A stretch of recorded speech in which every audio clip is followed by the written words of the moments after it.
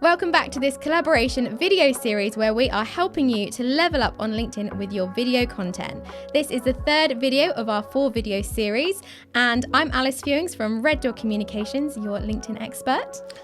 And I'm Andy from Pulsate Media Limited, your video expert. I like that. Under pressure.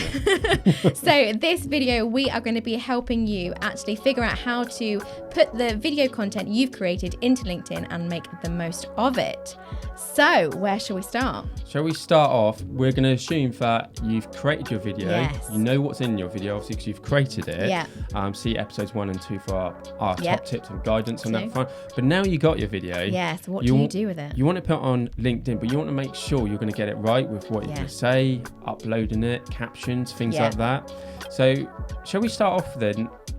We've got the video. Do we just repeat in the video on the post in text format? Good question. So no, I would want to tease something about what's in the video in the copy that you put in your post, but you don't want to give away everything, otherwise there's no need for someone to watch the video. Then might as well not press play. Exactly.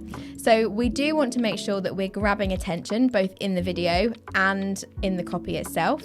So concentrate on that first sentence of copy that you've written, because that's what people see first and foremost. Is it a synopsis of what's in your video, a bit like a book cover or a preview? Yes, it's got to be short and snappy, something that grabs attention and sparks interest. But not clickbaity. Not clickbaity. We had a little conversation about this earlier. We had a conversation before we recorded. Not clickbaity, not like this video is going to change your life, you're going to work half the week. You want to make sure that there's value in the title. Absolutely, yeah. People need to know what they're going to get out of watching this video, because they're investing their time in watching it, particularly if you've done a 4, 5, 10-minute video.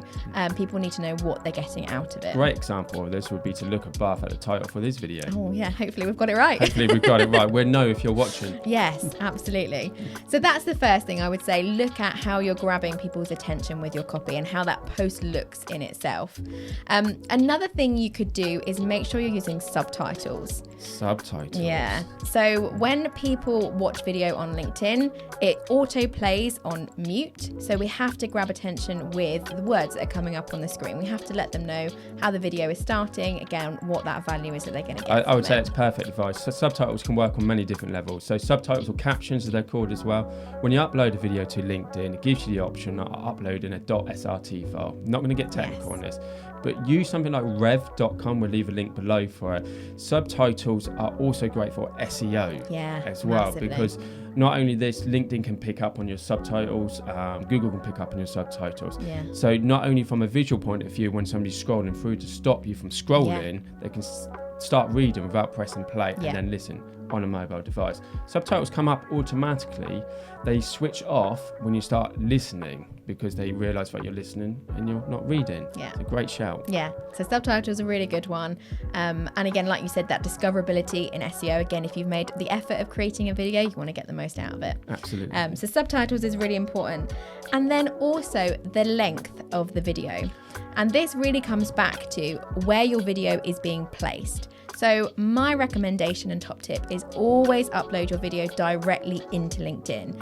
LinkedIn and the algorithm much prefer things being native on the platform. They don't like you having links that take you away from the platform. Even though we've got links in here, the links will be going way to useful content. So you want to be loyal to the platform. If you embed a video, they don't do so well. Again, algorithm are going like, look, you're not being loyal to us. You've embedded a Vimeo or a YouTube link. Definitely do that. And I think the length you're talking about will come down to the content. For example, if you're saying 5 top tips, you could probably get away with a good 5 or 6 minutes, because a minute on each subject. But if you don't give away what it is, people will be like, oh, it's a long video. It's a long 5 minutes don't sound long, 10 minutes doesn't sound long. But if you're on a platform and you're scrolling, you hesitate. So as a content producer for videos, I would say 3 minutes is a good time.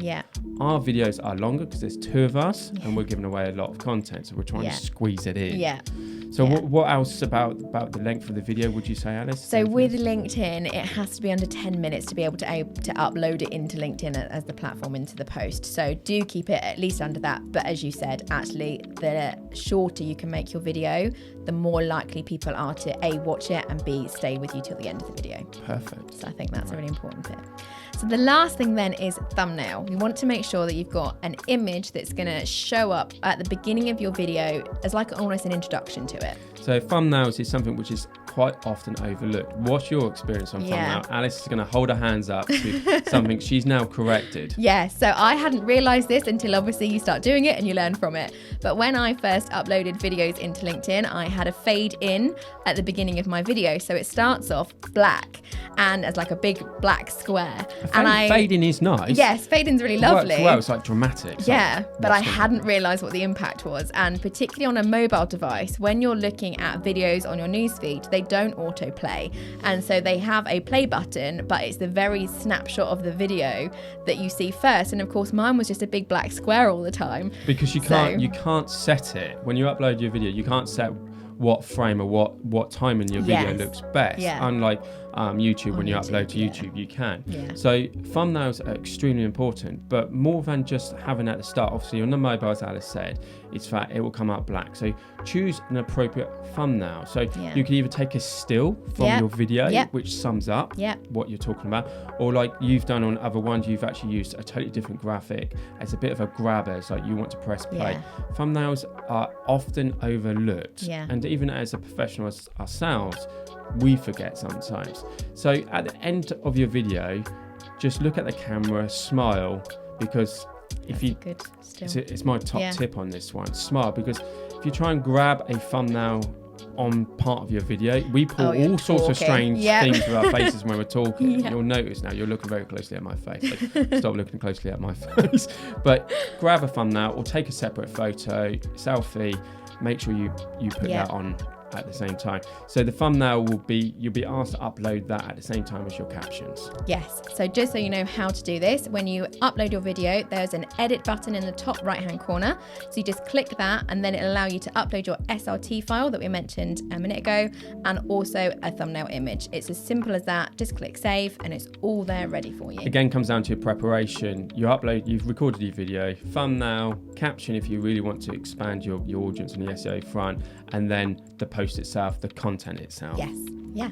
So I think that sums it up. So look at your video structure. So keep it short, keep it snappy.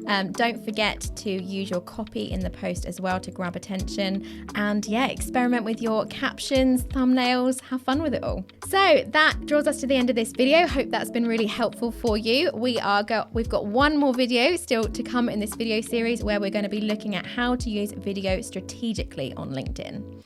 And as always, leave your comments below. We're happy to answer any questions. So hope you enjoyed the video and we'll see you guys again soon. Thank you. Bye. Take care.